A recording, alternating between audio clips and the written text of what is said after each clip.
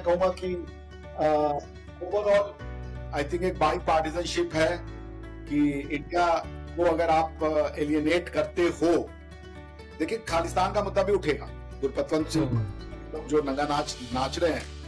Trump में तो Maverick है, जैसे डॉक्टर साहब बोलते हैं, मैवरिक, वो क्या करेगा क्या नहीं करेगा किसी को नहीं पता।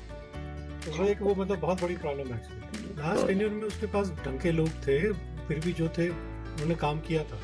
इस बार जो है ना, I think he will be very unpredictable. Government है, करंट गवर्नमेंट है, वो अपना नुकसान कर रही है।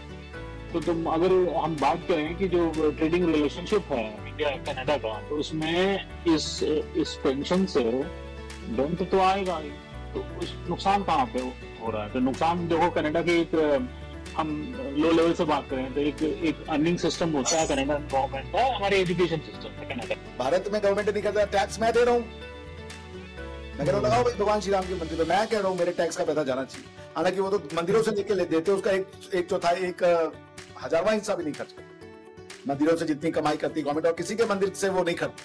हाँ, तो मैं मतलब ये देखिए, ये जो नेशन स्टेट की, यानी अपनी हर आदमी का, हर घर की बाउंड्री का रिस्पेक्ट होना चाहिए, जो हमें हमारे बाप दादाओं ने पहले ही बता दिया था भैया कि हमारी बाउंड्रीज है, इसका रिस्पेक्ट करो। इलीगल इमिग्रेंट्स हम आज नहीं लड़ रहे हैं भाई, हम इलीगल इमिग्रेंट्स और टेररिस्ट से पिछले 1000 साल से लड़ रहे हैं। और हमारे साथ दिक्कत ये इलीगल इमिग्रेंट्स ही टेररिस्ट बन गए, ठीक है ना। ये मुगल इलीगल इमिग्रेंट ही और टेररिस्ट भी थे, क्योंकि ये जो जब आकर के इन्होंने टेररिज्म उतना फैलाया उन्होंने थ्रू लिया है ना। टेररिज्म क्या है? आज अगर इस्लामिक जिहाद है तो जो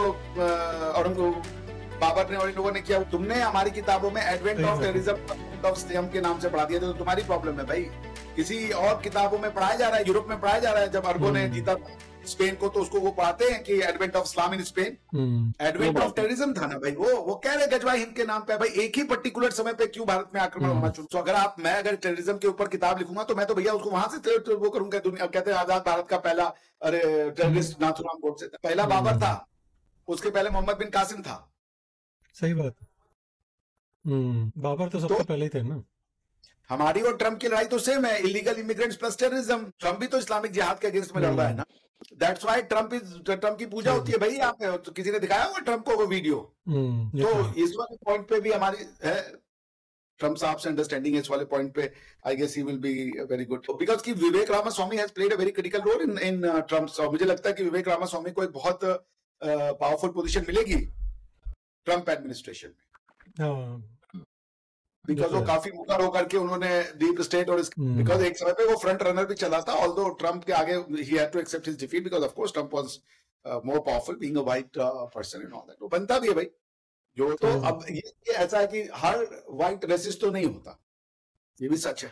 तो अब आप हर वाइट को डिफॉल्ट ही रेसिस्ट कर दो, ये कर दो, वो भी दिक्कत का बात हो जाता है। तो ये जो एक एक्सट्रीम पे ले जाते हैं ना, ये कि अगर वो वाइट अपनी सिविलाइजेशन की बात करे तो उसको आप कह दो कि वो रेसिस्ट है, ये एक जो एक्सट्रीम पे ले जाती है। मतलब हर चीज ब्लैक एंड व्हाइट नहीं होती ना बेसिकली, कि भाई या तो तुम रेसिस्ट हो या नहीं रेसिस्ट हो, ऐसा नहीं होता। एक्चुअली वो ज्यादा प्रॉब्लमेटिक होगा, क्योंकि वो सैंक्शंस वो लगाएगा, वो टैरिफ्स लगेगा। देखो, और 3-4 इंडस्ट्रीज उन पे लगेगा आईटी और फार्मास्यूटिकल इंसेंटिव, तो टैरिफ दो में नहीं लगाएगा वो टैरिफ। प्रॉब्लम उसमें लगाएगा कि जो जैसे जो एग्रीकल्चर गुड्स या ये सब जो है ना, जो एक्सपोर्ट करता है इंडिया, उन सब चीजों में टैरिफ लगाएगा, और उसमें जो है फिर प्रॉब्लम हो जाएगी एक्चुअली, क्योंकि गुड्स तो पैसे तो हम ही दे रहे हैं ना।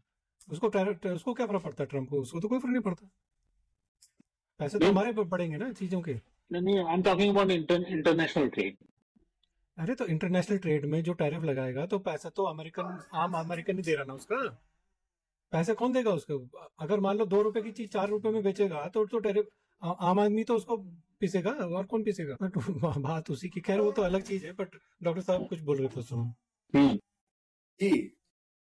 तो मैं वही कह रहा हूँ कि ट्रम्प को रिकंसाइल करना पड़ेगा कि how would we move ahead. शायद फर्स्ट 4 साल का जो उनका experience as a president trade relations को लेकर के, और जो ब्रिक्स की रियलिटी है उससे भी उनको लड़ना पड़ेगा, और चाइना पे जो रीअलाइनमेंट ऑफ द ये लॉजिस्टिक हो रहे हैं कि China is not a reliable country as far as global supply chain is concern. ये तो सारी दुनिया ने देख लिया कि अगर आप चाइना पे ही, यानी कि पूरी दुनिया की ग्लोबल सप्लाई चेन की धुरी न बन जाए कि 90% का प्रोडक्शन वहां पर हो रहा है, सिस्टमैटिक हो जाएगी, दे नीड टू रीलुक। तो मेरे ख्याल से इन हुई हुई टॉपिक्स के बीच में इनको कैसे डील करते हैं ये देखने वाला बात। इन 3 ग्राउंड्स पे मैं कहूंगा कि ओवरऑल आई थिंक एक बाई पार्टिजनशिप है कि इंडिया को अगर आप एलियनेट करते हो, देखिए खालिस्तान का मुद्दा भी उठेगा, गुरपतवंत सिंह लोग जो नंगा नाच रहे हैं, कल तो मेरा दुनिया के साथ हो गया। अभी तक तो वो ये कहते थे कि भाई हमारे यहाँ freedom of speech and expression है, जब तक आप बोलते रहिए हमें कोई प्रॉब्लम नहीं है, जब आप एक्शन करेंगे तब हम प्रॉब्लम। उन्होंने एक्शन कर दिया, घुस के मारा हिंदुओं को। गुरपतवंत सिंह जो है वो उसको you should take him into custody now, because वो तो अबेटर है इस पूरे क्राइम का, उसी ने बढ़ावा दिया है लोगों को। तो अगर ये नहीं हो सकता कि ओसामा बिन लादेन को आप पाकिस्तान के घर में घुस के मार दें और दूसरे के ओसामा बिन लादेन को जस्ट बिकॉज वो अमेरिकन या कनेडियन सिटीजनशिप हो गया तो वो फिर अवतार हो जाए प्रभु श्री राम का, ऐसे तो नहीं होगा। क्योंकि दुनिया का टेररिस्ट जो है वो आपके लिए सिटीजन है और दूसरे का सिटीजन आपके लिए टेररिस्ट है। ओसामा बिन लादेन भी किसी का सिटीजन था भैया। सही बात है, और क्या। तो ये जो डबल स्टैंडर्ड है इसको काम करना पड़ेगा। खालिस्तानियों को बहुत ज्यादा लंबा रन दे दिया, उससे हमारे सिख भाई बंधु भी, एक नॉर्मल सिख जो है वो उसका बर्न करता है, ही बियर्स द ब्लड। हमारे सारे सिख भाई बंधु ऐसे नहीं है। नहीं, 99% तो अच्छे हैं, 1% है वो जो खालिस्तानी है। हाँ, 90% अच्छे हैं, वो बेचारे डर के रहते हैं इनकी वजह से। एग्जैक्टली, कि कुछ बोले मुंह कौन पड़े, इनके मुंह कौन पड़े। एग्जैक्टली। मैं एक देख रहा था, मुझे तो दिल खुश हो गया था। एक बुजुर्ग सिख साहब थे, कनाडा और अमेरिका की ही थी वो, उन्होंने कोई वीडियो क्लिप वायरल हुई है, बहुत अच्छी हो। ऐसा है, तुम खालिस्तानी तुम चले जाओ, कीर्तन उर्तन में तुम्हारा कुछ नहीं लाते हैं, अदरवाइज आई कॉल पुलिस। वो है सच्चे भारतीय। सही बात है, वो भारतीय थे। सिख होना, बिंदु होना, ये सब बात की बात है। ये जो भूमि है हमारी, ये इंपॉर्टेंट है।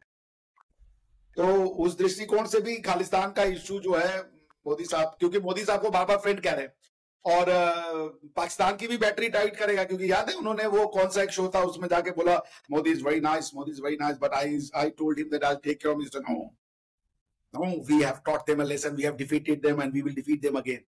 वो पाकिस्तान को मैसेज गया था कि वी विल अनलीश मोदी, जो करना करो इनके साथ, लेना ले लो, हमें कुछ नहीं लेना देना। और ये पाकिस्तान की जो गीदड़ बमकी है कि हमारे पास एटम बम है, वो 1-2 भी नहीं चलेंगे, वो कुछ नहीं, अमेरिका के बिना कुछ नहीं कर सकते लोग। क्या वो सही बात। तो दिवाली बननी शुरू हुई, उसकी भी वीडियो क्लिप्स और पिक्चर्स आ रही हैं। हाँ, तो पहले टू नेशन थ्योरी बता रहे थे, अब टू नेशन थ्योरी तेल लेने चली गई। भाई वो गलत था तो गलत था, जनता को तो तुमने यही सिखा रखा है। जनता इतनी रैबिड, कुछ अच्छे पाकिस्तानी हैं, मैं जिनके साथ काम करता हूं, मैं आपसे बताऊं, मैं उनके साथ ऐसा नहीं है कि आप ऑफ द कैमरा वो कुछ है और बिहाइंड द कैमरा वो कुछ है, ऑन द कैमरा कुछ और है। They are same. ये सारे के सारे जो लोग हैं ये अच्छे लोग हैं, ये दिल से चाहते हैं कि अच्छा हो। पर ये बेचारे जिसे कहते हैं ना बैड एप्पल में पिस जाते हैं, गालियां पड़ती हैं, बट दिल से वो लोग चाहते हैं कि अच्छा हो। Not bad people at all. मगर अब क्या कीजिएगा, उनकी संख्या कम है, वो भी डर के काम करते हैं कि कब किसी ने टेटुआ दबा देना है, कौन सी चीज सारी ब्लास्फेमी बन जाए। अब तो कल को ये भी कहेंगे कि इस्लाम के आगे भी the greatest, the finest, the best, the beloved, उसके बाद इस्लाम, उसके बाद and then never will happen any religion और रिलीजन अब उसके बीच में बोलो इस्लाम को तो ठीक है भैया, नहीं तो ब्लास्फेमी हो जाएगी। आप इस्लाम को इस्लाम भी नहीं बोल पाएंगे। कोई भी मुसलमान होगा आपका दोस्त, तो पहले उसके नाम के आगे रहमतुल्लाह अलैह लगा दीजिए, नहीं तो वो भी नाराज हो जाएगा। आई थिंक वो चेंज होने वाला है। जो कमला हैरिस है ना, वो तो उसका बाइडेन और ओबामा वाली पॉलिसी रहेगी, वो तो वही कंटिन्यू करेगी। आई डोंट थिंक उसमें कोई डिफरेंस रहेगा। ट्रम्प में तो मैवरिक है, जैसे डॉक्टर साहब बोल रहे थे, ही इज अ मैवरिक। वो क्या करेगा क्या नहीं करेगा किसी को नहीं पता। तो वो मतलब बहुत बड़ी प्रॉब्लम है एक्चुअली। लास्ट टेन्योर में उसके पास ढंग के लोग थे, फिर भी जो थे उन्होंने काम किया था। इस बार जो है ना, I think he will be very unpredictable. Yes, देखिए इरेटिक बिहेवियर है जिसकी हम बात कर रहे हैं, वो ट्रम्प का सिग्नेचर है भाई, no one can do anything with that. अब पिछली बार 4 या 5 तो डिफेंस सेक्रेटरी 4 साल के कार्यकाल में उन्होंने फायर कर दिए थे, तो इफेक्टिवली एक डिफेंस सेक्रेटरी को साला 6 महीने साल भर भी नहीं मिलता। And the close to my heart was the big dog, वो जनरल केली, पता नहीं, वो was very nice man. Reality तो है कि देखिए ये अमेरिका के लिए भी डेमोक्रेसी अगर ब्यूरोक्रेसी ले जाती है, डेमोक्रेसी अगर किसी नैरेटिव को अपना लेती है तो फिर बहुत दिक्कत हो जाएगा। देखिए दुनिया में क्या सही है क्या गलत है, मैं बहुत अच्छा आदमी हूं, मैं इस विश्व में, इस ब्रह्मांड में मैं सबकी कदर करता हूं, सबको प्रेम करता हूं, अपने बारे में नहीं सोचता हूं, लेकिन मैं गरीबी में हूं, भूखमरा हूं, मुझे कोई नहीं पूछता कौन सा जीवन स्टाइल सही है, इसकी मुझे नहीं पता। दूसरा एक आदमी है वो दुनिया के कुकर्म कर रहा है लेकिन वो सारी दुनिया के मजे लूट रहा है, कौन सा लाइफस्टाइल सही है, उसी तरीके से कौन सी आइडियोलॉजी सही है, कौन सा पॉलिटिकल नैरेटिव सही है, मुझे नहीं पता है। क्या उसका टेस्ट तलवार है, आंसर है नहीं, ये चीज सबको पता।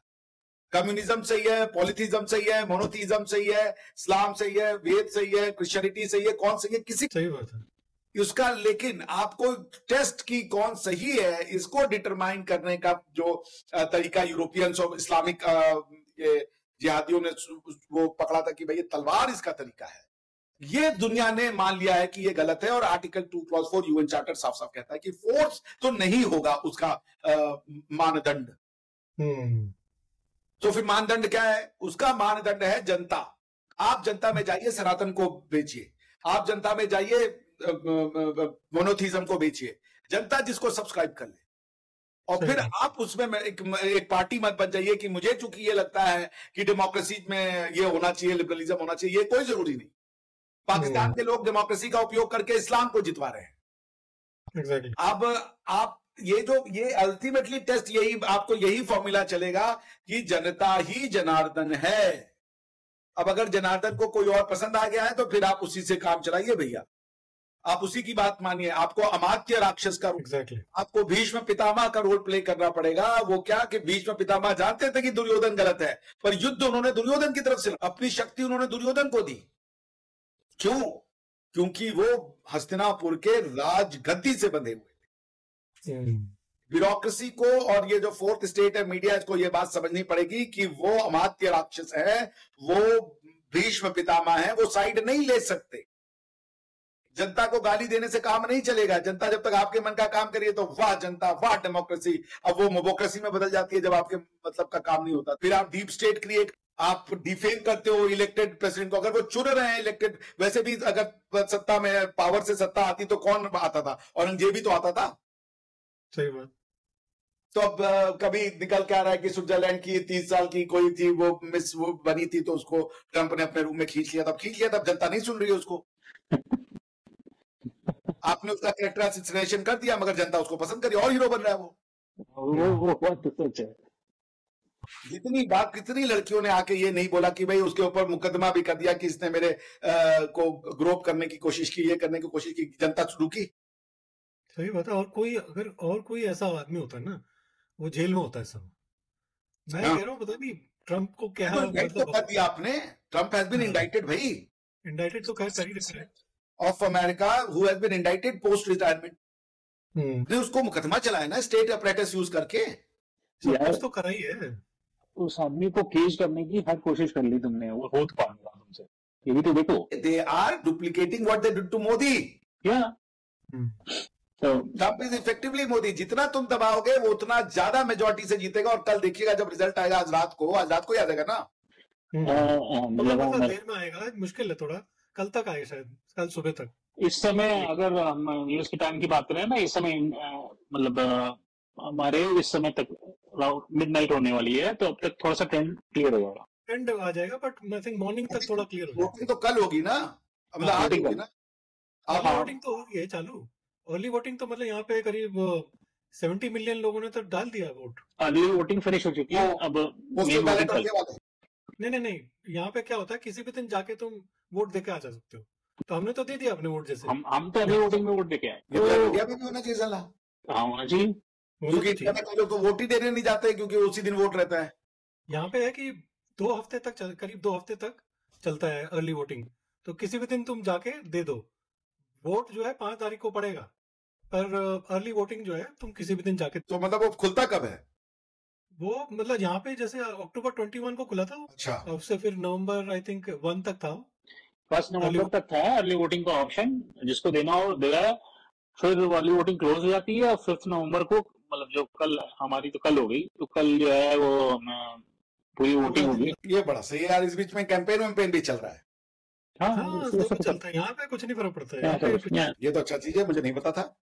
अर्ली वोटिंग यार इंडिया में हो जाए तो इंडिया में बीजेपी इस बार इसलिए भी यानी कुछ और वोटिंग करने नहीं गया। एक ही दिन तुम वोट देते हो। एग्जैक्टली। जीने की यहाँ इच्छा पे बड़ी तो इसलिए। और वो थोड़ा सा ईवीएम प्रोसेस जो होता है वो भी थोड़ा डिफरेंट होता है इंडिया की तरह से। तो यहाँ पूरा क्या फुल प्रोसेस है? अलग, मतलब जैसे आप जाओ तो आपके आईडी स्कैन करेंगे, then they will give you a blank ballot.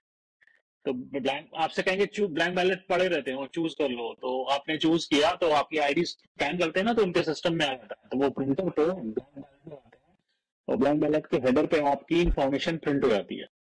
Then you go to voting machine का जो स्लॉट्स होते हैं उसमें जाइए और ब्लैंक बैलेट को उसमें इंसर्ट करिए, तो स्क्रीन पे डिजिटल स्क्रीन पे टचेबल ऑप्शन आ जाते हैं। तो आप सारा इसमें चूज करोगे कि you want to have president, vice president, judiciary की भी वोटिंग होती है। अच्छा। तो वो सब आप उसमें चूज करते जाओ, आपकी जो चॉइस है, आपका जो पॉलिटिकल, सेनेटर वगैरह सारे बहुत सारे होते हैं एक्चुअली एक साथ ही ना, सेनेटर, जुडिशरी, जज, जज सबकी होती है। नहीं वो तो ठीक सारे सेलेक्ट समझ गया। वो तो यूएस कांग्रेस के दो पार्ट है, एक तो हाउस ऑफ द रिप्रेजेंटेटिव है, दूसरा सेनेट है, वो तो मैं जानता हूँ। मगर फिर क्या जजेस होगा कि वो बड़ी अच्छी बात है आप। जब सारे आपने उसमें टच स्क्रीन के थ्रू आपने अपने रिकॉर्ड कर दिए, तो देन ऑप्शन आता है प्रिंट का। तो जो आपने ब्लैंक बैलेट लगाया आपके हेडर के इन्फॉर्मेशन के साथ, उस पर आपने जो जो वोट किया ना, कोडेड फॉर्म में वो सब प्रिंट हो जाता है। फिर एक सेपरेट अलग मशीन होती है, वहां पे आके आप इंसर्ट कर देते हो उसको, और स्क्रीन पे आएगा your vote has been recorded. Then कोई इंक लगाना वो लगाना वो सब नहीं होता। वीवीपैट तो हमारे यहाँ भी है ना, वो वीवीपैट टाइप का ही हो गया उसको। हाँ वीवीपैट हमारे यहाँ वोटिंग से अगर जज चुनने चाहे तो आधी तो सुप्रीम कोर्ट ही खाली पता तो होगी जज साहब क्या सोच रहे हैं। खत्म हो गई यहाँ पे है। चलिए अभी थोड़ा बगल में चलते हैं, यहाँ के थोड़ा कनाडा के बारे में बात करते हैं। तो कनाडा में जो हो रहा है, ट्रूडो साहब जो है बिल्कुल ही खालिस्तानियों के बिल्कुल आगोश में जाके बैठे हुए हैं। तो वो मतलब पूरा उनका ये है कि पूरा जो है, पहले तो उनका एनडीपी के साथ ही टाई अप था, तो उसकी वजह से उनको सपोर्ट था। अब तो सपोर्ट भी नहीं है, बट फिर भी जो उनका वही चल रहा है, मतलब एंटी हिंदू और सिख, मतलब सिख भी क्या, वो तो खालिस्तानी है जो मतलब उनको कर रहे हैं। ही थिंक्स दैट कि भाई वो खालिस्तानियों को सपोर्ट कर रहा है और वो Khalistani Sikh, that distinction he doesn't know. तो ये मतलब ये कनाडा में एक्चुअली पूरा सिस्टम ही खराब हो चुका है। इसका कुछ होने वाला है, कुछ हो सकता है यहाँ पे कुछ? इसका होगा क्या? कुछ नहीं है। मुझे जो लगता है कि कनाडा की ये जो गवर्नमेंट है, करंट गवर्नमेंट है, वो अपना नुकसान कर रही है। तो तुम अगर हम बात करें कि जो ट्रेडिंग रिलेशनशिप है इंडिया कनाडा का, तो उसमें इस टेंशन से डेंट तो आएगा ही। इंडिया के पास बहुत सारे ऑप्शन है, तो कनाडा के लिए अनफॉर्चुनेट सिचुएशन है। वो मिस्टर ट्रूडो को समझना होगा कि वो कर क्या रहे हैं। सो पाकिस्तान से भी बदतर एक्चुअली सिचुएशन है इंडिया कनाडा की जो रिलेशन है वहां पे। मतलब ये इम्प्रूवमेंट कुछ देख रहे हैं आप डॉक्टर साहब इसमें? नहीं, मैं तो ये नहीं कहूंगा कि पाकिस्तान से बदतर है। उसका रीजन है कि पीपल टू वहां के कनाडा के पीपल जो है वो समझ रहे हैं इसको। तो ये बात है, कनाडा के जो व्हाइट्स ने ही, कई व्हाइट्स को मैंने देखा जो कि हिंदुओं के समर्थन में उन्होंने ये लिखे, उन्होंने ट्विटर पे इन वीडियोस को वायरल करा और all that. So they understand कि हो क्या रहा है, ये गलत हो रहा है। Of course every ideology will be supported by some people. तो खालिस्तानी आइडियोलॉजी को और जस्टिन ट्रूडो की जो ये एक्शन है या ये जो उनका मिस एक्शन है, इसको भी सपोर्ट करेंगे लोग, उसमें कोई नथिंग अगेंस्ट है। उनकी संख्या कम है and there is no rivalry in Canada against Hinduism or against Indians. Pakistan में हेट्रेड है, नफरत है। वो बुद्ध परस्त और पता नहीं क्या क्या पढ़ा दिया है उन्होंने अपने बच्चों को। जो एक इस्लामिक भारतीय इस्लाम है उसका पूरा उन्होंने दम लगा दिया अपनी दिमाग का। आप किसी आपको टीवी पे बैठ के सुनिए, इंडियन टीवी पे जो आते हैं, आपको उनकी बात के स्टैंडर्ड से पता चल जाता है कि ये लोग हैं जो इस कम्युनिटी की रहनुमाई कर रही है, उनको नॉलेज दे रहे हैं। They are filled with hatred, ठीक है ना, filled with hatred, false equivalences. Bharat में राम जी की जन्मभूमि है, कह रहे हैं यहाँ पे जी सरकार जो है क्यों खर्च कर रही है पैसा। भैया तो गई यार, ये राम की भूमि है, सारा सरकार ही उनका है। अब ये कोई कहे कि जेरूसलम का मेंटेनेंस क्यों किया जा रहा है जनता के पैसा, भाई Jerusalem is the heart of आपकी बिलीफ सिस्टम का। मक्का पे कोई कहे कि सऊदी अरेबिया गवर्नमेंट का पैसा क्यों खर्च करिए, भाई हार्ट ऑफ भारत में गवर्नमेंट नहीं करता, टैक्स मैं दे रहा हूं। मैं कह रहा हूँ लगाओ भाई भगवान श्री राम के मंदिर पे, मैं कह रहा हूँ मेरे टैक्स का पैसा जाना चाहिए। हालांकि वो तो मंदिरों से लेके देते, उसका एक चौथाई, एक 1000वां हिस्सा भी नहीं खर्च करते। मंदिरों से जितनी कमाई करती गवर्नमेंट, और किसी के मंदिर से वो नहीं करते, वो तो पूरा कंट्रोल किया हुआ है उन्होंने। तो ये सब जो फॉल्स नैरेटिव है, अब इस्लाम को आप एकदम इक्वल कर दो कि नहीं सब धर्म नहीं, भाई नहीं है, हेलो आप बाहर से आए, बात खत्म। ये थ्योरी की आर्यन इन्वेजन थ्योरी है, आपको अंदर का प्रूव करने के लिए सारा सबको बाहर का कर दिया यहाँ के हिस्टोरियंस ने।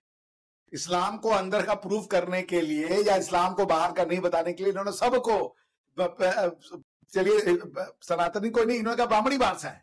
अच्छा, ब्राह्मण बाहर से है, सनातन यहाँ का है। मानसिकता की मानसिक दिवालियापन ब्राह्मण बिना सनातन के कैसे होगा? उसी का कॉन्सेप्ट है। The social order that the Sanatan और द वैदिक फिलॉसफी क्रिएट्स इज कॉल्ड ब्राह्मण। शूद्र, वैश्य और क्षत्रिय, तो ब्राह्मण बाहर से आए हैं और शूद्र लोकल है। How on earth is that possible? How on earth is that possible? आप मेरी बात समझ रहे हैं? जो किताब ब्राह्मण को जन्म देती है वो किताब कह रहे हो यहाँ की है, जो किताब शूद्र के कॉन्सेप्ट को जन्म देती है वो कह रहे हो किताब यहाँ की है, शूद्र यहाँ का है। तो ये मानसिक दिवालियेपन का कि एक ये प्रूव करने के लिए कि मुगल आक्रांता नहीं थे, यहीं के थे, और अगर मुगल आक्रांता है तो फिर सब आक्रांता है, सब बाहर से आए। उसे एक बार परवेज उडवाई साहब बोले थे कि क्या डिड दे ऑल स्पीक, ये वो भारत का जब निर्माण हुआ तो did they all speak one language? मैं उस समय बोला नहीं, मुझे ध्यान में नहीं, अभी मेरे दिमाग में आ रहा है। Yes, in India everyone speaks the same language. Bharat की हर भाषा का संस्कृति तो है, हर भाषा, Tamil Telugu Bengali Malayali, I am the only one who has said in this India ever since. ये ऑब्जर्वेशन आप कर लीजिए। मैंने ये जब भाषाओं का अध्ययन करना शुरू किया, मैंने कहा देखा साला तिब्बत भी है। हाँ, तिब्बत की है, वो तो सरप्राइज हो गया था मैं जब मैंने पढ़ा हो। तो ये जो धोखा दे रहे हैं ना हम लोगों के साथ, और नेहरू जी ने तिब्बत को कह दिया कि ये चाइना का पार्ट है। चाइना का पार्ट है, बताइए। जो चाइना की लैंग्वेज मैंड्रिन में नहीं चलता, जो तिब्बत चलता है, वो वन चाइना का पार्ट हो। इस देश के रूप में कर्ज थी ये फिलॉसफी। नेपाल आके जुड़ना चाहता था, मना कर दिया। बलूचिस्तान जुड़ना चाहता था, मना कर दिया। तिब्बत जुड़ना चाहता था, कह रहे चाइना का पार्ट है। ये तो है। ये लोग ऐसे लोग थे, इनको ये भारत से नहीं प्यार करते थे, ये बाहर की फिलॉसफी से। आज भी है ये, बाहर वालों को गाली। मेरे जितने कम्युनिस्ट हैं 2-3, वो यार पोर्तुगीज महान थे, ओ भाई यहाँ पे गोवा में आके उन्होंने ही जो सिविलाइजेशन दी। मैंने कहा यार उन्होंने फॉर गॉड सेक यार, कम से कम क्रिश्चियंस इतना तो मानते कि स्पेनिश इंक्विजिशन नाम की कोई चीज थी। गोवन इंक्विजिशन उसी लेवल का तो मानना ही नहीं चाहते। सही बात है। इंडस वैली सिविलाइजेशन साला दुनिया भर में जो है मतलब सबसे एडवांस्ड सिविलाइजेशन के नाम से भी बड़ी नफरत है। ये सब चालू पंक्ति का साला, ये सिविलाइजेशन लोथल से लेकर पता नहीं कहां तक फैला हुआ है, गुजरात तक जाके। इसको कहा इंडस वैली सिविलाइजेशन कह रहे हो? भारतीय सिविलाइजेशन कहीं नहीं कर भैया इसको, इंडियन सिविलाइजेशन। चलो मैं कह रहा हूँ, चलो हाँ बात तो सही है आपकी बिल्कुल, बट वो नाम भी का नाम रखा गया है जानबूझ के कि ये सिविलाइजेशन साउथ वाले से अलग है। ये तो बात सही कह रहे हो आप। इंडस वैली सिविलाइजेशन ही जन्म देती है द्रविडियन थ्योरी को, कि ये जो इंडस वैली सिविलाइजेशन में आर्यन थे। आर्यन तो सब बकवास चीज है, मतलब कि आर्यन इन्वेजन थ्योरी ने। सो एनीवेज आई गेस हम लोग का let's wind up for the day.